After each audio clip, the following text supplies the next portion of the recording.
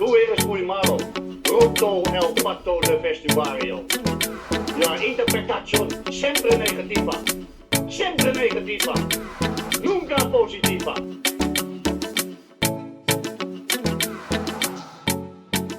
Hello and welcome to Siempre Positivo with me, Rick Sharma, and Tony Marti.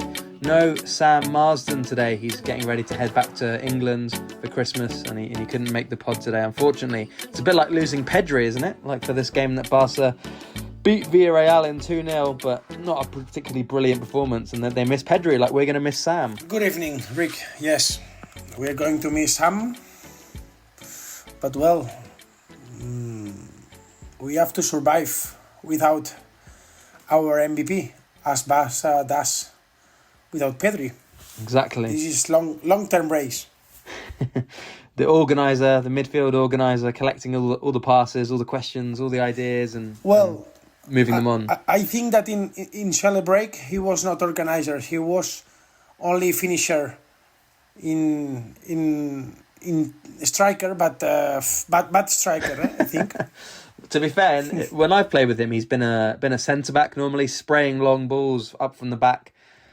Considers himself a kind of Pirlo Stoke type. City style, no? Stoke City style. Exactly. Yeah. He says it's Pirlo, but actually Stoke City is maybe a more apt comparison. Yeah. Bueno, what about you? How are you? You're already in England. Yeah, I'm good. I am. I got back to England on Friday, and I was able to watch the game from here. And yeah, looking forward to Christmas as well. We talked a little bit about it previously. I'm a big Christmas fan. And like you said on that pod, Spain isn't sort of a massive Christmas country, but still interesting.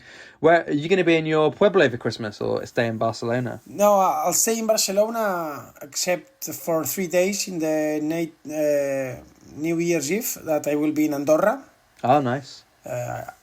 Everybody, I think they know, but for those that they don't know, Andorra is just on the Pyrenees, on the border between France and Spain. So yeah, we will be there, relaxed couple of days, just on a small house in the mountain. Nothing special there. Being there with some friends, having a dinner, and that's all. Relaxed. That sounds like the ideal New Year's Eve. I'm not a massive New Year's Eve fan. I much prefer a plan like that to get away with some friends and have a nice meal, and rather than looking to go out anymore. I mean, maybe it's because I'm 36 now. I'm no longer in this right state to go out and head to the clubs. No, for me the opposite. I think that New Year's Eve you need a little bit of party. Otherwise, you feel more the pass of the year. You get older. You feel older. So these nights I want to drink a little bit, have a little. Maybe I'm not saying going out. It can be playing some games at home, board games or all these things, but not going to bed so early because I need a little bit of activity. Yeah, you have to at least stay up for the midnight bells or whatever they do in Andorra at that time. Yeah. All right, let's talk about the game, Barça Villarreal. You haven't seen the whole game, I believe. So if there's anything you want to ask me about the game, then fire away. I'll quickly run people through it. I'm sure everyone knows. But Barca won 2-0 at Villarreal, which on paper is a very good result. They were helped a little bit because Villarreal were down to 10 men after Renato Vega was sent off in the 39th minute. By that time, Barca had taken the lead through Raphinha, who both won and scored a penalty after 12 minutes to send Barca ahead. Joan Garcia made several good saves throughout, and in the second half, a fairly tight second half, despite Barca's advantage with an extra man. Lamine Yamal scored the second after 63 minutes to wrap up the game before a couple more of good saves by Joan Garcia. And it sent Barca 4 points clear at the top for Christmas, going into the 2026 with a 4-point lead on Real Madrid. Things certainly look pretty good in that regard. Barca have won 8 league games in a row, and the feelings are definitely a bit more positive around the club than they were a month ago, for example. But yeah, it wasn't the most brilliant display, and Villarreal definitely caused trouble, and Barca needed Joan Garcia to get them out of jail a few times. What do you make, Tony, of Barca's trajectory as a whole at the moment, with those sort of 8 wins in a row in LaLiga and the sensations around the club? It's obvious that at the end, Madrid and Barca are always linked worlds, no? And the bigger is the crisis in Madrid, the bigger is the confidence and the good mood in Barcelona. In my opinion, the team has improved in the last month and a half, it's true. We have to give the reason to Hansi Flick, because he said that the team would improve and the team has improved. Always, I like his speech. He said that they were going to analyze some mistakes. It's obvious that without Pedri, with Raphinha injured, it could seem for someone some excuse, but the truth is that Raphinha brings a lot of things, and it's not casual that this good run has some part with the return of Raphinha. It's also the factor of Gerard Martin playing as a centre back. I'm not saying nothing new comparing with last pods, but this has brought also Cubarsí on the good profile on the right side of the centre back, where he can be better on the build-up, with Eric, this great version of Eric in the double pivot, with this good version of Rashford when he appears, with this good version of Ferran, with this recovered version of Lamine Yamal after the pubalgia. So at the end, I wouldn't say that there has been in the last 8 games structural changes, just that all the players, or mainly almost all the key players, they went from a 6 to an 8 out of 10 performing. All they made a jump. Eric made the jump, Gerard Martin made the jump, Cubarsí a little bit better, despite it's not being his best season. Lamine back, Raphinha back, Rashford good.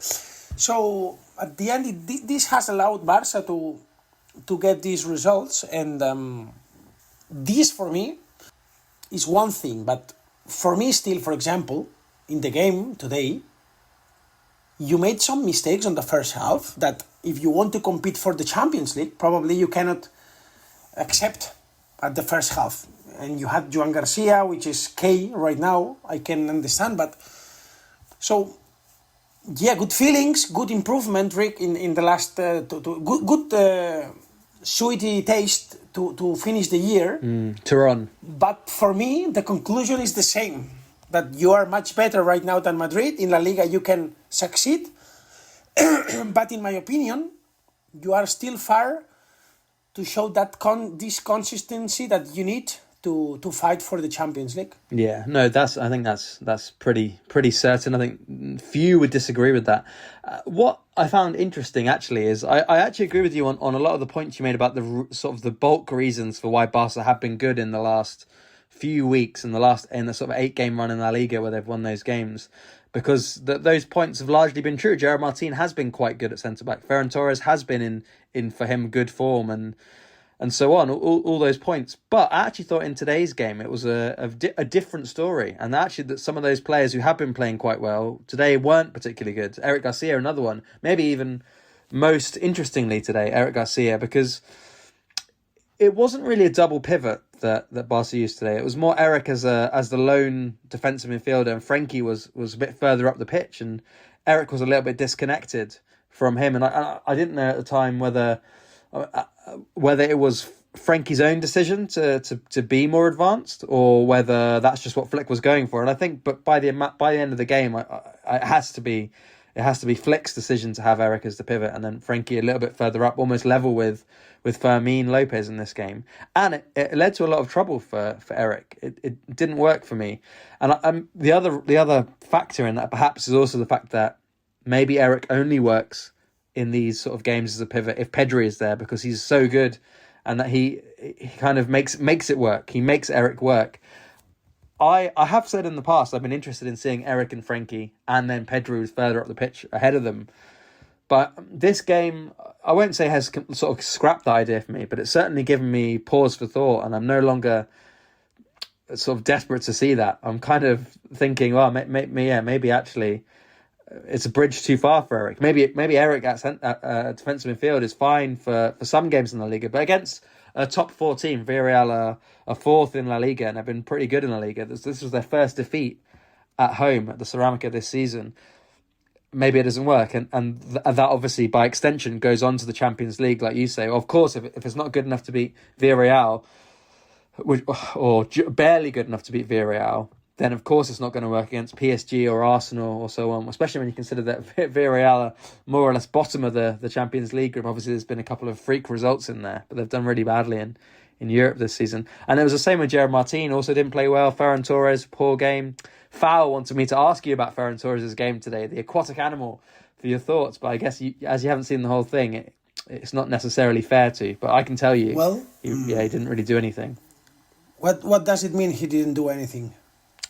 He didn't get a lot of service, but when he did get crosses, he took them pretty badly. There was one brilliant ball from Raphinha, which he didn't really jump high enough to reach. I don't know if he's not capable or he just mistimed it. And then he had another header in the second half, which again, I'm not saying Lewandowski would have scored it. There's no way you can say that, but I think he would have made a much better fist of trying to head the ball on target. Obviously, it's not his forte, heading. When he scores, he's only scoring. When he's not scoring, the important thing is he's scoring. I only know that because he didn't do the rest today either. He wasn't really involved in build-up. It just was invisible. And why you don't talk about Fermin, for example? Tell me, what did Fermin do during the game? Well, actually, I've got my ratings here. I've given both Ferran and Fermin the same rating. Yeah. Also nothing. But somehow you talk about Ferran always and not Fermin, or where Lamine is not doing nothing. We don't talk about Lamine. What I only know is that... I talk about Lamine. I've criticised him for the last 5 weeks in a row. Only Mbappé more goals than Ferran Torres, and still not respecting him. Because this shows how big is Ferran. Because when he doesn't score, we say something is going on. So it means that he has changed the world. The demanding bar is now different with him. Because when he's not scoring, we are saying that he didn't... He was horrible. I mean... No, I think part of it is your effusive praise of Ferran has created an atmosphere where people want me to ask you. They want me to ask you about Ferran. No, but it seems that you are waiting one game where he's not scoring, but then when Lamine is not doing nothing, he has not you scored don't in the talk last about 3 Lamine games. or Fermin. Why we don't talk about Fermin? Why today, for example? What did he do today? No, or nothing. What did Raphinha do today? Do you think he was brilliant? Raphinha was very good. Second best player for Barca behind Joan Garcia today. He scored the penalty and he had that other shot. Okay, but he was not brilliant in my opinion. Neither on his best version. Imagine that Ferran would have kicked the penalty and not Raphinha. Then we would say the opposite. Raphinha, he also won the penalty, and he played well, and he defended well, and he was heavily involved. Unlike Ferran, but the reason I ask you is because. Well, partly because Fowl told me to ask you. He said, ask Tony about it. And also because you've been Ferran's staunchest defender. And it's... No, yes. And I'm still... When I go to the goal scorers, I only see Mbappé ahead of him. But if this is nothing, then we have to sell him in winter. Yes, let's sell him. Well, just interested to know your thoughts on it. Because you said he had entered a new reality. And I don't know if that's necessarily the case. No, we are in a new reality. But as I always say... He's not Mbappé. He's not top 3 in the world, so he's not going to score every game, of course. If he scores every day... Mira, I will tell you something. Let me check, for example. What do you think of Julian Alvarez? Good player? He is a good player. He's been in pretty bad form, is what I would say about Julian Alvarez. Yeah, but good player or not? Yeah, good player. Oh, he didn't score a single goal today. Let's see. Who else? Do you like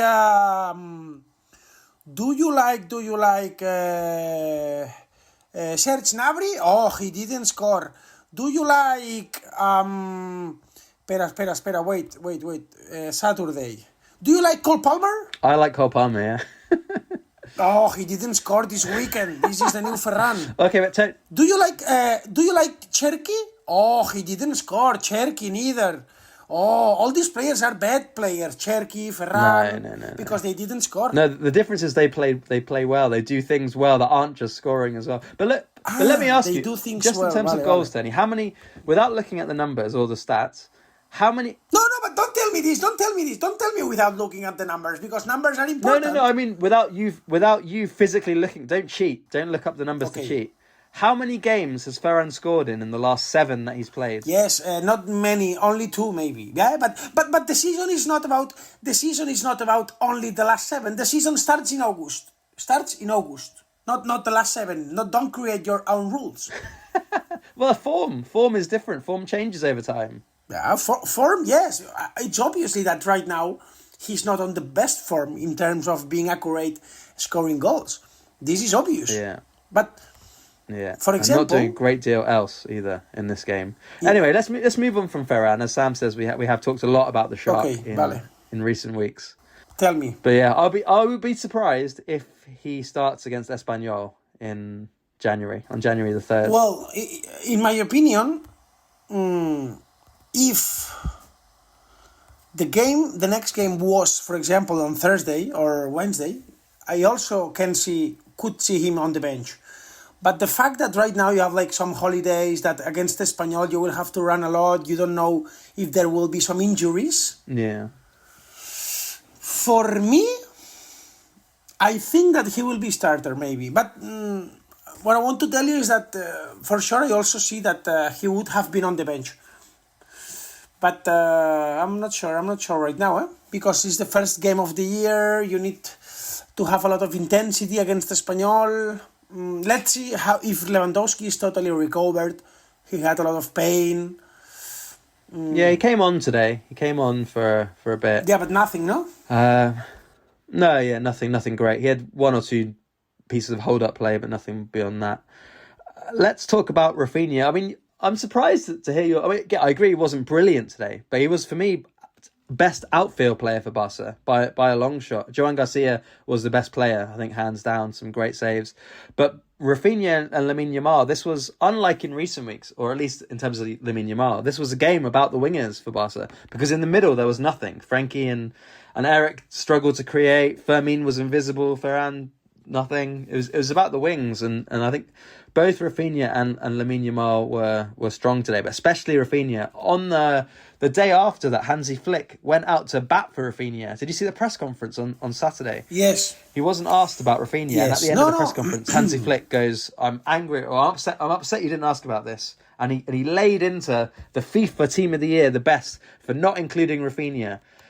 Which, to be fair, or to be unfair to Hansi, is it's not chosen by FIFA. It's chosen by national team captains, national team coaches, media, and fans. So actually, quite a wide subsection of people involved in the game, and they just didn't vote Raphinha into the team. And Hansi was raging about it. Yes, it's a joke. Fine, he was doing like a psychologist, and it was fine. We all agree that. It's always the same circus, no?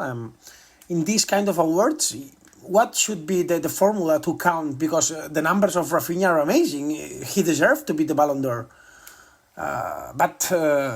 So I totally agree with what Hansi Flick said.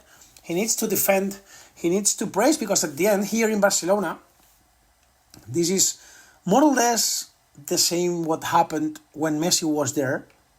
Sometimes the camp of Iniesta, the camp of Xavi, they felt that despite that they were being great, in Barcelona, internally, they were only promoting Messi for the Ballon d'Or. Yeah. And also the media. And this is a little bit the same, no? Because the media in Barcelona and people is only promoting Lamine. And at some point, I know that Raphinha was a little bit, I don't know if disappointed or not with the club, with everything a little bit. Also, he thought that the club could have supported him a little bit more, that the focus was on Lamine and not on him. And I totally agree with him, because in terms of numbers, he was much better than Lamine. So I didn't say that today he didn't have a good game. For me, he was not brilliant. In the radio that I was listening to, they were saying that, yes, good attitude, but nothing special, no? Nothing special. So, yeah, it's true that he scored the penalty, but, I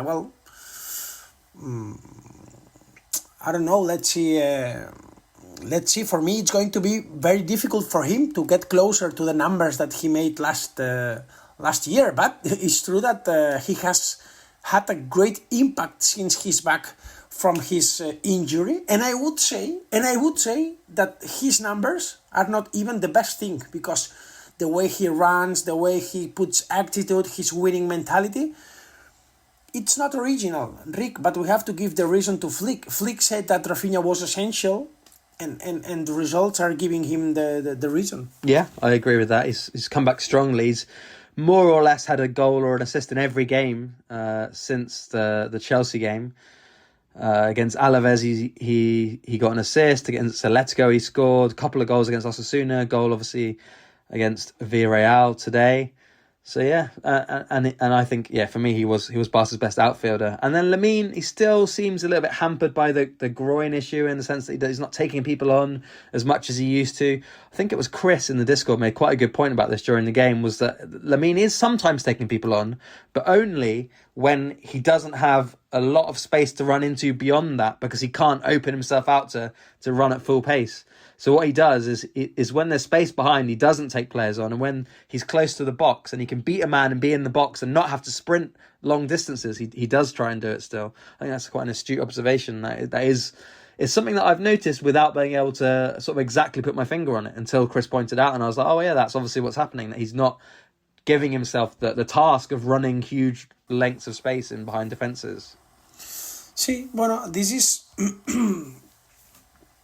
is the other part, no? I think we all are seeing that Lamine's version has been improving, comparing with the beginning of the season.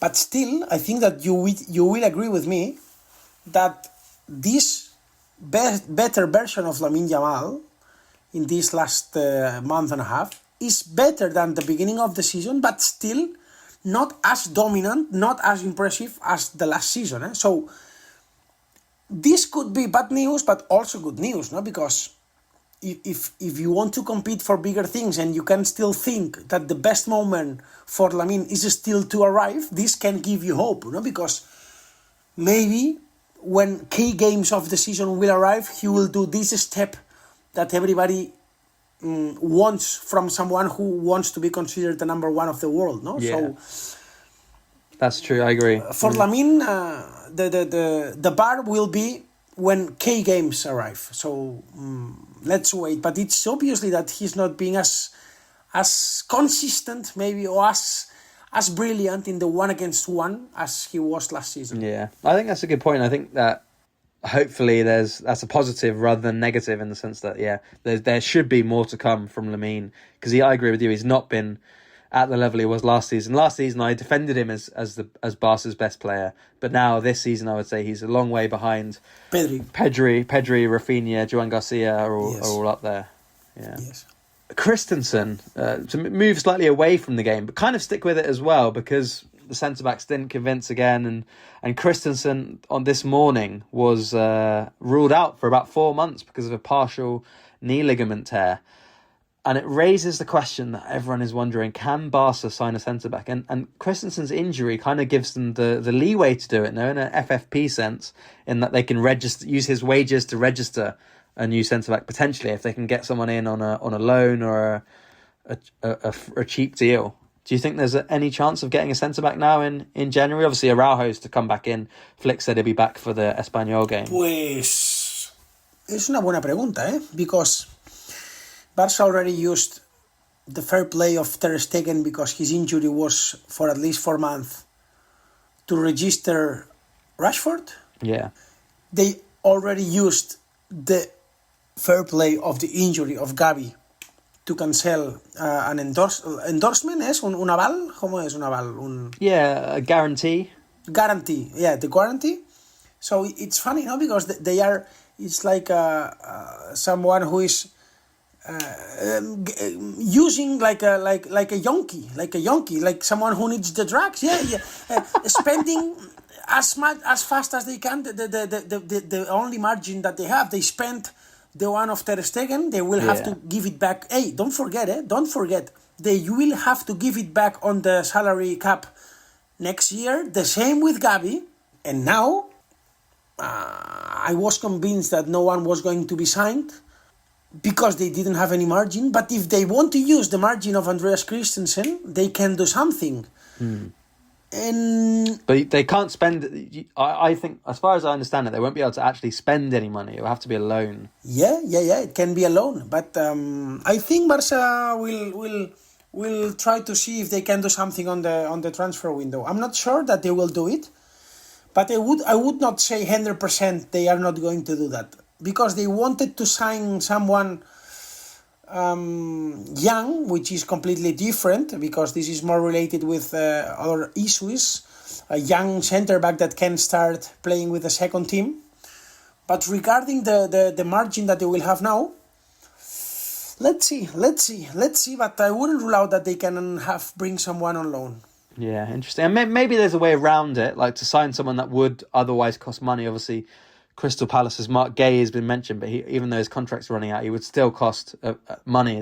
Palace wouldn't give him for nothing on loan now. But maybe there's a way around it to like delay the payment of the money, even if they have to do it in an underhand way to not sort of upset the financial fair play rules. But yeah, it's definitely a situation that we have to look out for. That's more or less it from the game. I'll quickly run through the ratings, but there's not a lot to say beyond Joan Garcia, 9 out of 10. Then Jules Koundé, Pau Kubasi, 5.5. Gerard Martin and Alejandro Balde, 5 each.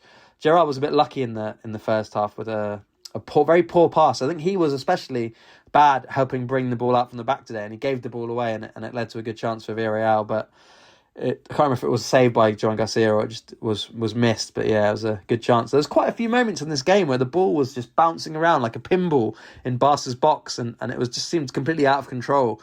Almost out of control in a different way than we've seen Barca sort of give up chances normally. Normally it's because the line's high and people get in behind and they mistime it. That didn't really happen today. There was 1 or 2 moments where it happened, but Barca's line was okay. Pepe hit the bar, but actually would have been offside and so on. But there's just some really sloppy and erratic defending in the box. Koundé, in fact, scored an own goal, which was ruled out because of an offside in the build-up. So, a couple of sloppy bits of defending from them. Eric, I think, was the weakest player today, 4.5. Struggled alone in the pivot. Frenkie, 5.5. Lamine, 7. Fermin, 5. Raphinha, 8. And Ferran, 5. Yes, this is something that I wanted to say.